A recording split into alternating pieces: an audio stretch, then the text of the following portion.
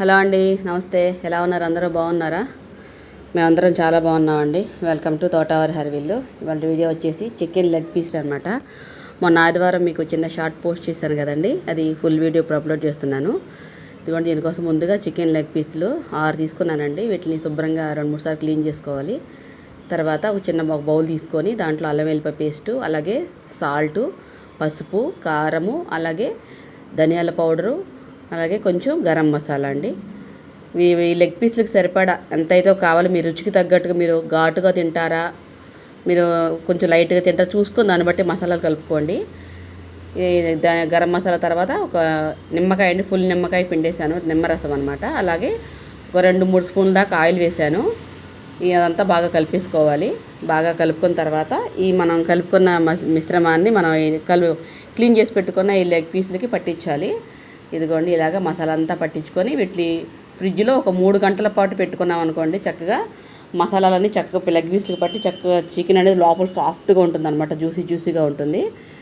ఇదిగోండి, ఇలాగ 3 గంటల ఫ్రిడ్జ్లో పెట్టిన తర్వాత నేను బయట తీసానండి. ఇప్పుడు మళ్ళీ ఒక గిన్నె తీసుకొని దీంట్లో మైదా పిండి, అలాగే కొంచెం సాల్టు, కొంచెం కారము, అలాగే ధనియాల పౌడర్, కొంచెం గరం మసాలా, ఇది బాగా కలిపేసుకోవాలి.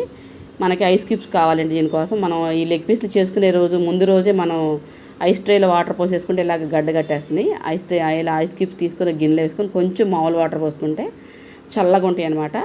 ఇప్పుడు మన మసాలా పెట్టించిన లెగ్ పీస్లు ఉన్నాయి కదండి, వీటిని మైదాపిండి మిశ్రమంలో బాగా ముంచుకోవాలి. ఇలా బాగా మసాలా మైదాపిండిలో బాగా వీటిని ముంచాలండి. ఇదిగోండి, ఇలా నేను చూపిస్తున్న విధంగా ఇలా కోట్ చేసుకోవాలి. ఇలా ఒకసారి కోట్ చేసిన తర్వాత తీసి దీన్ని ఐస్ నీళ్ళలో వేసుకోవాలి.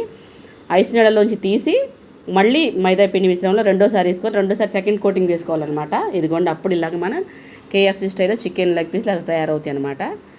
ఇప్పుడు ఆయిల్ పెట్టుకొని వేడెక్కిందండి. వేడెక్కిన తర్వాత మనం ఇలా చేసి పెట్టిన లెగ్ పీస్లు వేసుకోవాలి.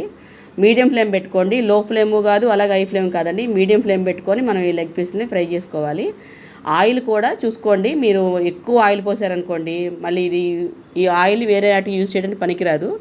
నేను సండే ఇది చేశాను కాబట్టి ఆ రోజు మళ్ళీ చికెన్ కర్రీలోకి ఆయిల్ వాడేసానండి, అయిపోయింది. మళ్ళీ నిల్వ ఉన్న ఆయిల్ మళ్ళీ మనకి పాయిజన్ అయిపోద్ది అనమాట. నేను అలా ఇప్పుడు చేయను, మీరు కూడా అలా చేయకండి. ఇదిగోండి, ఇలాగ లెగ్ పీస్లన్నీ మనం ఫస్ట్ మైదాపిండి మిశ్రమంలో డిప్ చేయాలి. తర్వాత ఐస్ వాటర్లో డిప్ చేసుకొని మళ్ళీ సెకండ్ కోటింగ్ చేసుకోవాలన్నమాట. సెకండ్ కోటింగ్ వేసుకున్న తర్వాత అప్పుడు మనం ఆయిల్లో ఫ్రై చేసుకోవాలన్నమాట, మీడియం ఫ్లేమ్లో. ఇదిగోండి, చక్కగా ఒకవైపు వేగిందండి, మళ్ళీ రెండో వైపు తిప్పుకొని ఇదిగోండి చక్కగా ఇలాగ మనం ఎర్రగా వేయించుకోవాలండి. పైకి కరకరలాడుతూ లోపల జ్యూసీగా చాలా సాఫ్ట్గా ఉంటాయి అనమాట. ఇలాగా అన్నీ చేసుకోవాలి. ఇదిగోండి, మళ్ళీ నేను ముందే ఇలా అన్నీ మైదాపిండిలో ముంచి పెట్టేశాను కదా, చూడండి చక్కగా వేయించుతున్నాను అనమాట. గుర్తుపెట్టుకోండి, మీడియం ఫ్లేమ్లో వేయించుకోండి, హై ఫ్లేమ్ అయితే పెట్టకండి. ఎందుకంటే హై ఫ్లేమ్ పెడితే ఏమవుతుందంటే పైన మాడిపోతుంది తప్ప లోపల చికెన్ అనేది సరిగా వేగదనమాట. అందుకని మీడియం ఫ్లేమ్ అయితే చక్కగా వేగుతుంది. ఇదిగోండి, నేను ఇలా చక్కగా వేయించేసుకున్నానండి. మీరు కూడా ఇలా తప్పకుండా ట్రై చేయండి. కానీ దీనికి చిన్న టిప్స్ నేను చెప్పి మీరు ఫాలో అవ్వండి. అప్పుడు మనకి లెగ్ పీస్లు అనేది KFC స్టైల్లో చక్కగా కరకరలాడుతా క్రంచీగా లోపల జ్యూసీగా చాలా బాగుంటాయండి.